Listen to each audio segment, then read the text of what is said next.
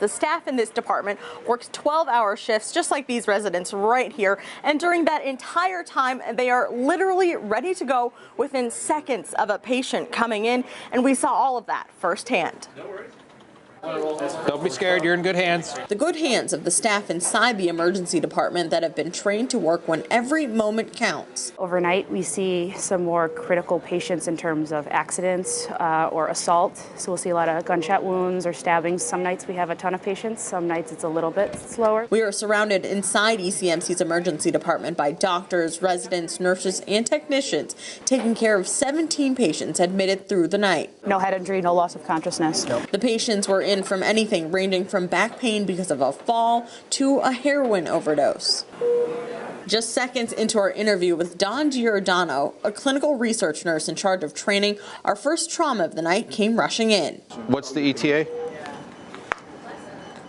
3 minutes. It's coming up on the ramp now. The patient, a victim of assault, quickly wheeled into a trauma room.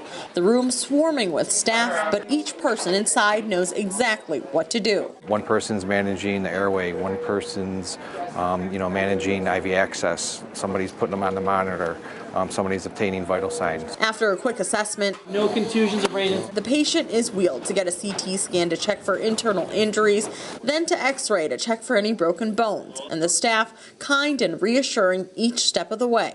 All right, let me give you this meds, buddy. This one trauma, a model for how every patient is treated. Our goal at ECMC is to approach every trauma in the exact same way.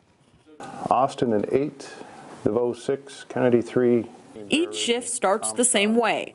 A group briefing, a uniform inspection, an equipment check, and then each night shift deputy hits the road. Tonight, Deputy Ray Guerin is our guide. He chooses to work the overnight shift, even though it consists of a lot of traffic stops, which can be extremely unpredictable. It is one of the most dangerous things we do.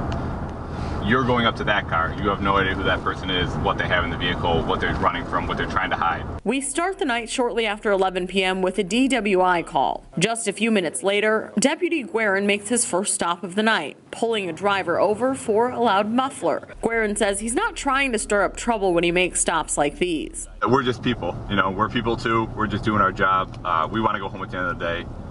We want to come out here and try to make it a safer place to live. During these calls, several complaints have been called in for teens tearing up a parking lot. We catch up with them over the county line. One of them found with drugs. A little bit of marijuana right there.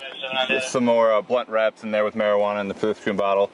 You got your grinder here. The other half of the teens questioned outside of a home. So I guess I would ask for some honesty. While tonight was relatively tame, not all nights are created equal. Are you ever just scared going to do your job every day? Not every day, but there's got to be many times in my career so far, and I've only been on for 5 years, that you are truly scared.